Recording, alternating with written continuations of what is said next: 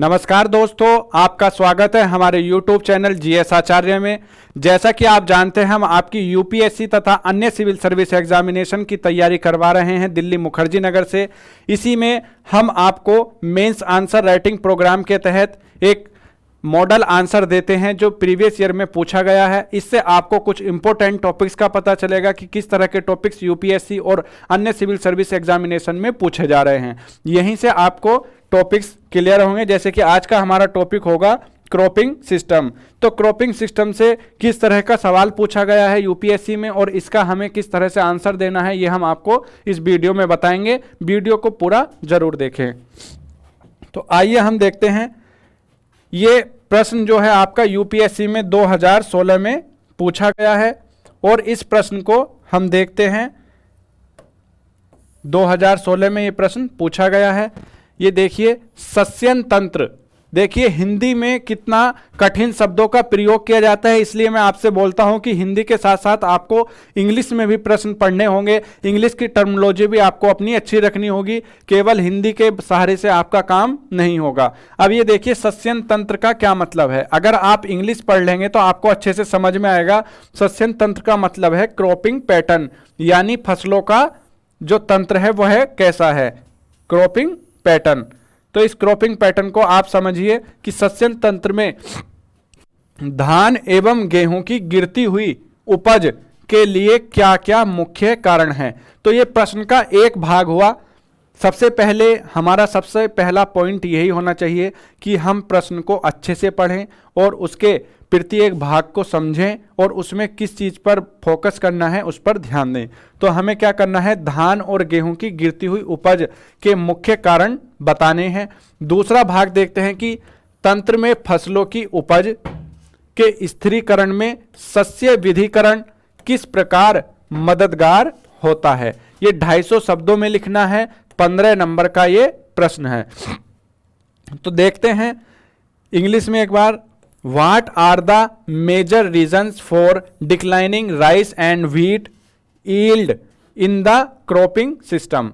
Next part इसका है how crop diversification is helpful to stabilize the yield of the crop in the system.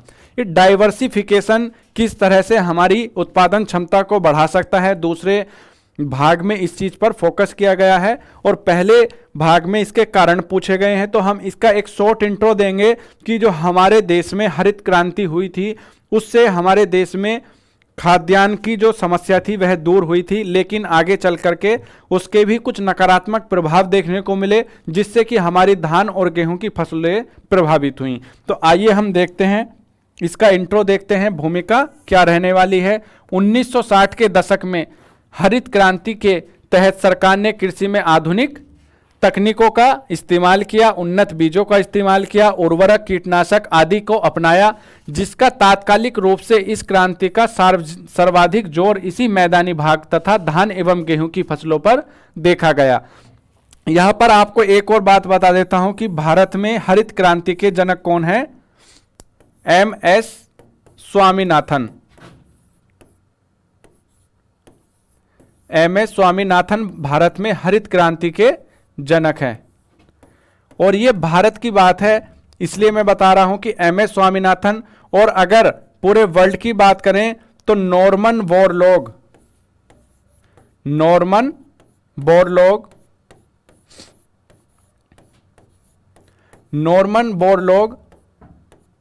क्या है, विश्व में हरित क्रांति के जनक कहे जाते हैं। इस तरह के प्रश्न आपके पीटी में कई बार आए हैं और ये प्रश्न बार बार पूछे जाते हैं, इसलिए आपको ये भी पता होना चाहिए।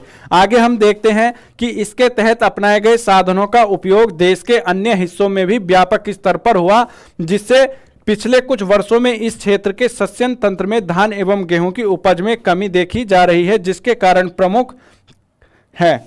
देखते हैं क्या निम्नलिखित कारण है कि एक तो उर्वरक, कीटनाशक और शाकनाशी आदि रसायनों का इतना अत्यधिक प्रयोग हमारे कृषकों ने कर दिया, जिसमें पंजाब स्टेट के रूप में यहाँ उभर के आई है, जहाँ पर सबसे ज़्यादा कीटनाशकों का उपयोग किया जा रहा है, जिससे कि वहाँ की जो भूमि है वह बंजर बनती जा रही है और उसकी उत्पादक क्षमता घटती जा रही है।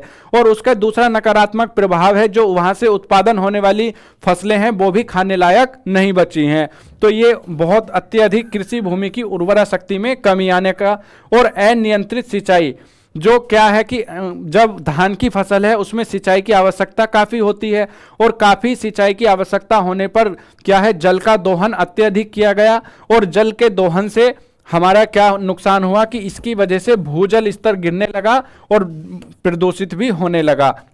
आगे देखते हैं, जलवायु परिवर्तन भी इसका एक मुख्य कारण माना जाता है। जो मानसून आप देखते हैं कि जब सर्दी का समय होता है तो उस समय पर्याप्त सर्दी नहीं पड़ती, और जब बरसात का समय होता है तो उस समय पर पर्याप्त वर्षा नहीं होती, जिससे कि जो मानसून का पैटर्न है वह धीरे धीरे बदल रहा है ग्लोबलाइजेशन की वजह से, जिससे अनिश्चितता रहती है और औसत तापमान में वृद्धि से कमी आ जाती है, और इससे हमारी जो फसलें हैं वह प्रभावित होती हैं। किसानों में धारणीय कृषि से संबंधित जानकारियों का अभाव है, यानी धारणीय कृषि का मतलब है सस्टेनेबल फार्मिंग, और जीरो बजट फार्मिंग भी हम यहाँ पर यूज कर सकते हैं। हम यहाँ पर ऑर्गेनिक फार्मिंग भी यूज कर सकते हैं। इन सभी का जो जागरूकता जितनी होनी चाहिए हमारे किसान भाइयों के बीच में, वह उस स्तर तक नहीं पहुंची। उसके दो कारण है कि किसानों में एक तो शिक्षा का अभाव देखा जाता है, दूसरा क्या है कि यह विधि जो है उसमें उत्पादन क्षमता तुरंत आपको दिखाई नहीं देगी, लेकिन दीर्घकाल के लिए आपके लिए उपयोगी होगी, जिससे कि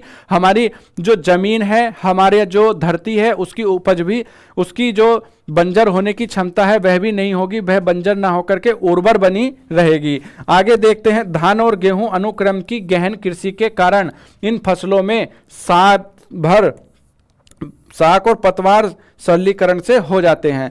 दूसरा ये देखा जाता है कि जहां पर आप देखेंगे पंजाब हरियाणा जैसे रीजन में जाएंगे और कुछ उत्तर प्रदेश के, पश्चिमी उत्तर प्रदेश में देखेंगे कि साल भर एक ही फसलों को उगाया जाता है, कभी धान, धान के बाद गेहूं और गेहूं के बाद फिर से धान। इस तरह से जब फसलें उगाई जाएंगी उससे फसल चक्र नहीं होगा, और उससे भी क्या होगी, हमारी भूमि की जो उर्वर क्षमता है वह कम होगी और उससे उत्पादन क्षमता भी कम होगी।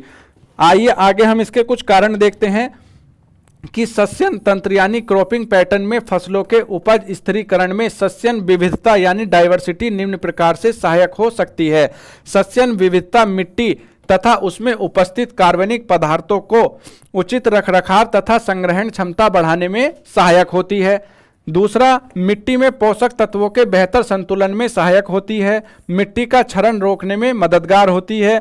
इनके अलावा सस्य विविधता नाइट्रोजन चक्र बनाए रखने, जल प्रदूषण घटाने, खरपतवार, कीटों तथा रोगों के नियंत्रण में भी सहायक होती है। तो हमने क्या देखा, इस प्रश्न में जो दो डिमांड थी उस पर हमने काम किया, और इसी तरह से हमें क्या करना है, प्रश्न की डिमांड के अनुसार ही लिखना है। हमारी वहां पर शब्द सीमा भी हमें ध्यान रखनी है, 250 शब्दों में ये प्रश्न लिखना है, उससे ज़्यादा हमें नहीं लिखना, क्योंकि हमारे पास जो समय है वह भी बिल्कुल कैलकुलेटिव होना चाहिए, और हमें प्रत्येक प्रश्न पर कितना समय देना है ये सारा माइंड मैप आपका पहले से तैयार होना चाहिए। तो इसी तरह से आप लगे रहिए, आप हमारे यूट्यूब चैनल को सब्सक्राइब करिए, लाइक करिए, शेयर करिए, कमेंट करिए। Thank you.